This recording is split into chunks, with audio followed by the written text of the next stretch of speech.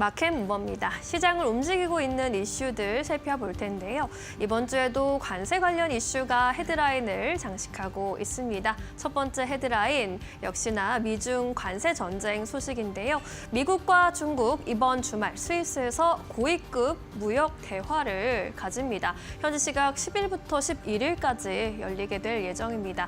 참석 인사로는 일단 미국 측에서는 스콧 베센트 미국 재무부 장관이 참석하고요. 제이미슨 그리어 USTR 미국 무역대표부 대표 역시 이 자리에 참석할 예정입니다. 중국 측 인사로는요. 중국의 경제통, 경제실사로 불리는 허리펑 중국 국무원 부총리가 참석할 것으로 예정되면서 큰 기대감을 모으고 있습니다. 물론 한 번의 만남으로 큰 성과는 없을 것이다라는 것이 월가의 중론으로 읽힙니다. 그래도 처음으로 공식적인 대화를 가진다라는 점에서 그동안의 긴장감이 완화된다라는 점에 시장은 환호하고 있습니다. 두 번째 헤드라인은 중국 측 소식인데요. 중국 측에서 기자회견을 열고 인민은행 중심으로 공식적인 경기 부양, 돈 풀기에 나섰다는 소식입니다. 지급준비율과 정책금리를 동시에 인하했습니다. 지준율 0.5%포인트 인하에 나섰고 정책금리 역시 1.4%로 0.1%포인트 낮췄습니다. 역시나 과학기술혁신 재대출 한도를 3천억 위안으로 확대하고 내수 촉진, 노인돌봄 재대출 신설 역시 나서는 등 각종 경기 부양책을 이렇게 제시했는데요. 세부적인 내용들을 보면 기존에 예상했던 수준에 부합한다라는 평가지만 그래도 관세 전쟁 여파로 경기 위축 우려가 있던 상황에서 안도감을 주는 뉴스로 시장에서는 해석하고 있습니다. 이렇게 미국과 중국이 만나고 중국은 돈을 풀고 있는 이러한 뉴스 우리에게 어떤 점을 시사해주고 있을까요? 일단 앞서 언급드렸듯이 G2 간의 극단적인 강대강 양상이 완화된다라는 점에 우리가 좀 주목해 볼 수 있겠습니다.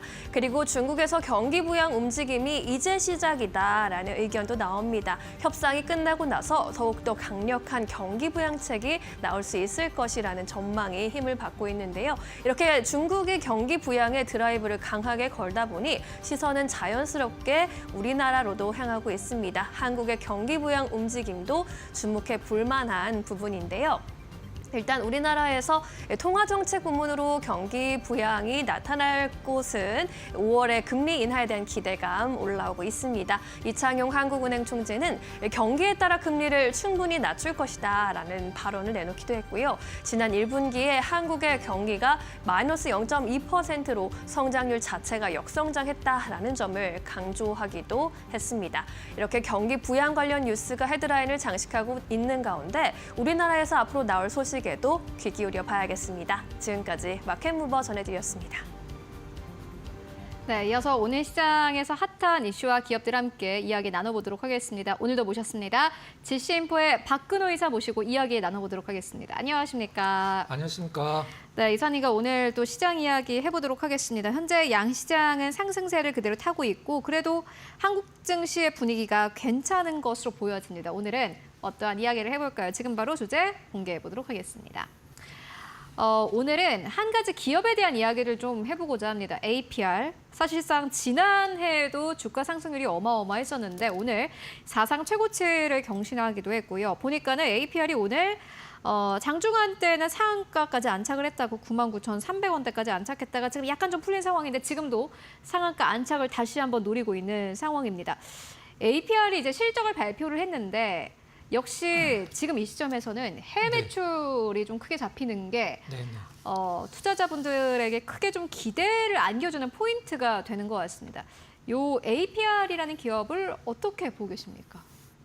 일단 오늘 화장품이 가는 거에 도움을 좀 많이 받았다라고 이제 생각이 되는데 실적도 굉장히 좀 잘 나왔죠. 오늘 화장품 분위기가 전반적으로 좋기 때문에 APR이 오늘 뭐 실적도 좋고 화장품 업종 전체적으로의 어떤 주가는 괜찮기 때문에 상당히 좀 대장주 역할을 좀 하고 있는 상황인데 1분기 실적이 우리가 보통 얘기하는 뭐 어닝 서프라이즈가 나왔죠. 일단 연결 기준으로 봤을 때 매출이 2,660억, 그다음에 영업이익이 546억. 원래 전통적으로 영업이익률 20% 정도를 마크를 하는 기업이기 때문에 정확히 딱 매출 대비해서 영업이익이 20% 정도가 꽂혔다라고 보시면 될 것 같고요.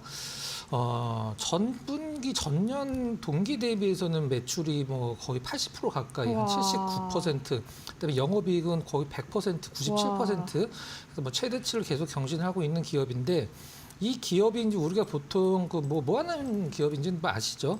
메디큐브라고 이제 화장품 흡수도 이렇게 도와주고 그다음에 뭐 탄력이 생긴다. 뭐 한 10만 원, 20만 원짜리 탄력이 이렇게 뭐 생길지는 뭐 그렇게 말씀하시면 안 연구 됩니다. 결과가 나와 있으니까 그런 부분이 이제 시장에서 주목을 받고 있는 상황인데 이 그 효과가 뷰티 있다고 하더라고요. 그렇죠. 그러니까 많이 팔리겠죠. 네. 뷰티 디바이스가 주종이라고 생각을 할 수도 있는데 실질적으로 화장품이랑 매출 비중이 거의 비슷해요. 거의 한 40% 초반대로 화장품 반, 그다음에 디바이스 반 정도 팔리고 있는데 이제 그럴 수밖에 없는 게 뭐 화장품도 지금 뭐 모공팩이나 이런 것들로 인해서 이제 실적이 상당히 좀 좋아지고 있는 건 사실이긴 한데 세트로 많이 팔거든요. 세트로 이제 그 부분들이 이제 어떤 그 화장품의 실적을 계속적으로 견인을 하고 있다라고 보시면 될 것 같고 이미 작년 기준으로 이제 올해 1분기는 더 늘어났고 작년 기준으로 수출이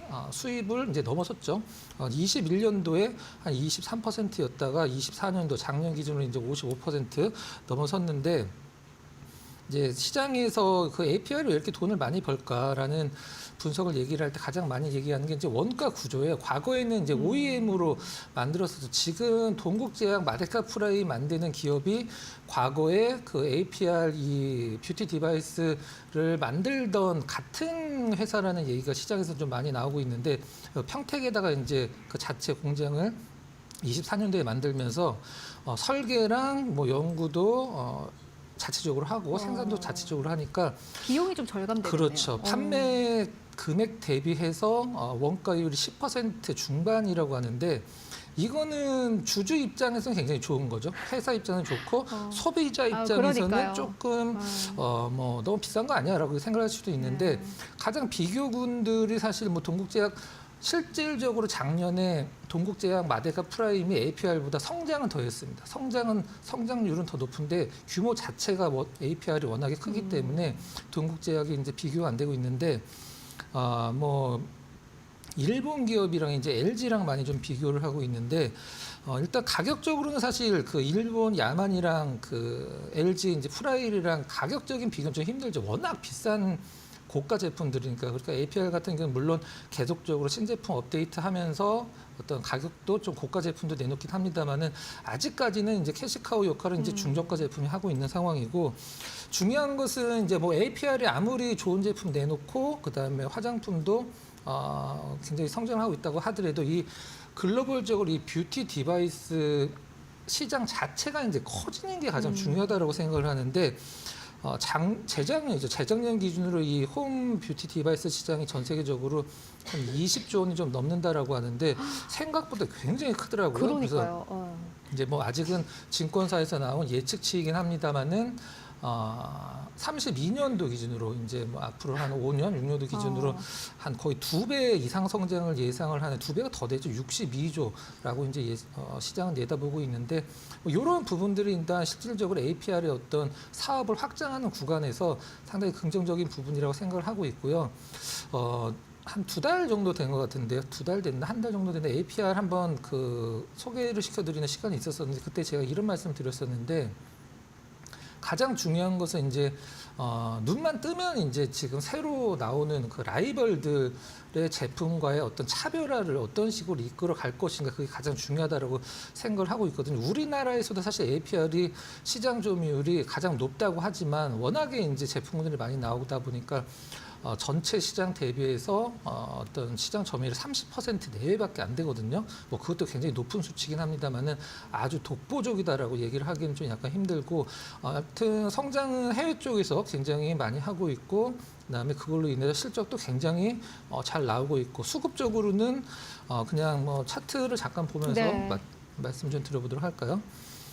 공모가가 25만 원이었죠. 공모가가 25만 원이었었는데 작년 10월 달에 5분의 1 액분을 하면서 이제 5만 원으로 낮아졌다고 생각하시면 됩니다. 제가 이제 선 그어놓은 게 이제 공모가고 우리가 흔히 얘기하는 따상을 가려면 10만 원을 가야 되는데 사실 시장에서 APR 워낙에 이게 경쟁률도 높았던 기업이기 때문에 따상을 예상을 했는데 사실 따상을 못 갔죠. 그 시초가 기준에서 빠졌고 상장하고 나서 한 2달 정도 있다가 급등이 좀 나오는 흐름이 나왔었는데 일단 지금 역사적인 신고가를 경신을 했다라는 게 가장 좀 중요한 부분이고요. 수급적으로는 기관 수급이 원래 중요한 그 기업이었었는데 파란색의 기관 수급 보면은 저점 그다음에 고점을 연결을 하면 거의 기관 수급대로 움직입니다. 근데 기관 전체적으로 골고루 들어오는 것 같은 느낌도 있지만 한번 살펴보면 투신권 위주로 그 수급이 들어왔던 기업이거든요. 근데 최근에 좀 투신은 매도를 좀 하고 있는 상황이고 외국인이 오늘 좀 굉장히 퍼포먼스 있게 매수가 좀 들어오고 있다라는 점 보시면 될 것 같아요. 수급이 이제 수급 주체가 그 주가를 결정을 하는 수급 주체가 이제 기관에서 외국인으로 바뀔 수도 있는 거니까. 다만 오늘 일단 접근을 하시는 것은 뭐 상한가 근처고 사실 실적 기반으로 움직였기 때문에 뭐 지금이라도 늦지 않았다라는 뭐 의견도 있을 수 있긴 합니다만은 개인적으로는 오늘 상한가를 강하게 들어가지 못하면 내일 좀 약간 보통 그 차익 실현이라고 얘기하는 물량 충분히 나올 수 있겠죠. 뭐 관심 종목에 좀 리스트업 해 놓으시고 조정을 좀 굉장히 러프하게 받았다라고 생각이 드실 때 관심 가져보시고 동종업계 클래시스랑 비교하면 아직도 저평가라고 할 수 있는 그런 수준이라고 보시면 될 것 같습니다. 네, APR 만나보고 왔습니다. 앞으로 주가 함께 체크해 보시면 좋을 것 같고요.